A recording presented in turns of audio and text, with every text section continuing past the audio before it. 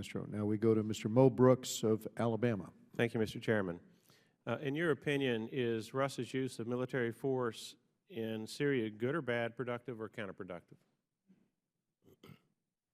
Congressman Brooks, I think we've been pretty clear here that we do not think that Russia's military intervention is leading to a settlement of the Syrian conflict, that instead it is giving Assad confidence that he can stay in power.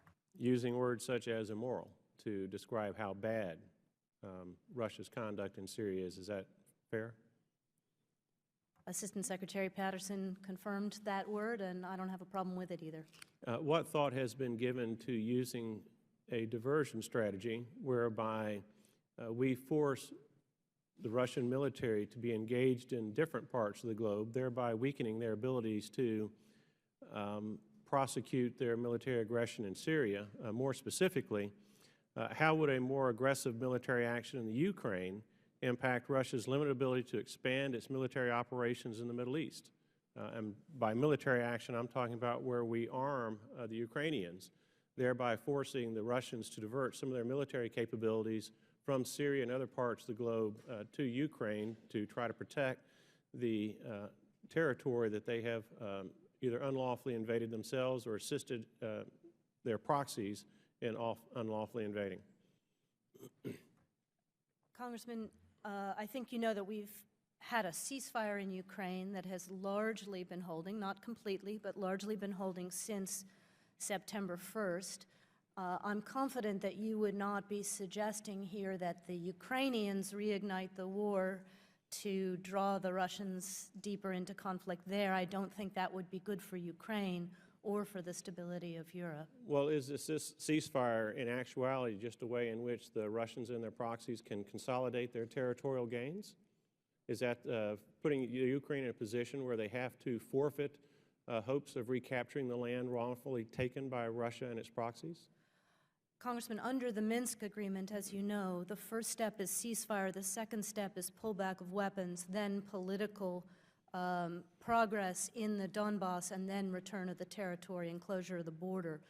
So what we are now starting to see for the first time in the 2 years of this conflict is some pullback of Russian and separatist weapons. So that is a good thing. We are seeing that in Luhansk, and now we're starting to see that in Donetsk, even though the ceasefire is not complete and we've had some tactical attacks in the last couple of days.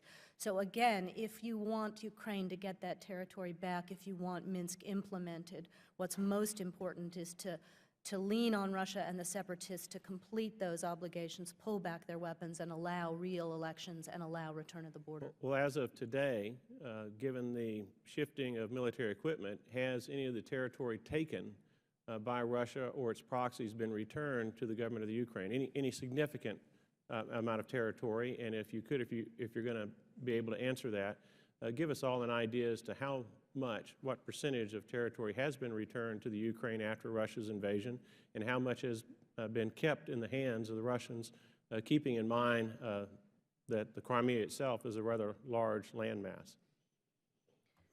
So about 7% of Ukraine, if you count Crimea plus the occupation of eastern Ukraine, is lost to the control of the Ukrainian government.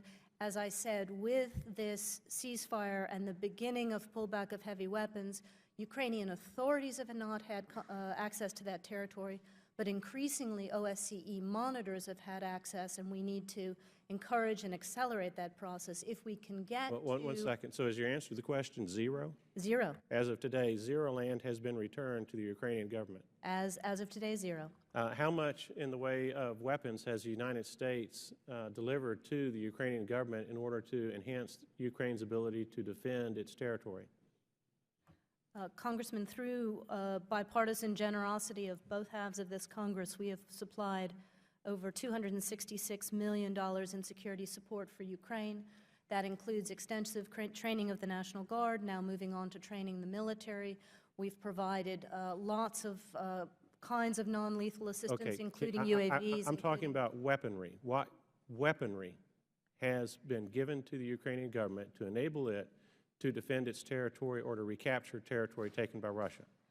It depends how you define weaponry, but we've provided counter-radar batteries, including short-range and now longer-range ones. Any missiles? UAVs. We have not provided lethal assistance to date. No tanks.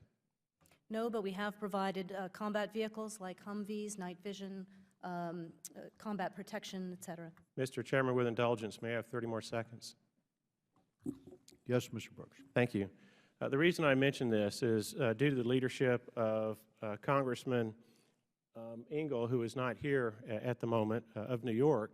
The House passed a resolution in March of this year by a 348 to 48 vote, about an 88% to 12% bipartisan vote, which is overwhelming in the United States House of Representatives and to some degree a little bit unusual. And that resolution of the House of Representatives in an overwhelming bipartisan fashion stated, quote, that the House of Representatives strongly urges the President to fully and immediately exercise the authorities provided by Congress to provide Ukraine with lethal defensive weapon systems to enhance the ability of the people of Ukraine to defend their sovereign territory from the unprovoked and continuing aggression of the Russian Federation.